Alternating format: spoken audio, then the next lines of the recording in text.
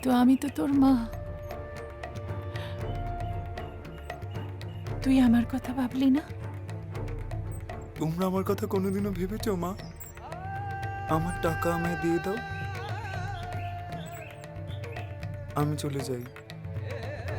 তুই সব পেয়ে যাবি, সব। শুধু তোকে একটা কাজ করতে হবে।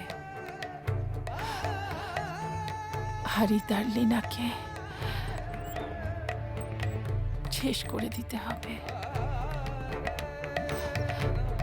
দেখ, যা হবার হয়ে গেছে,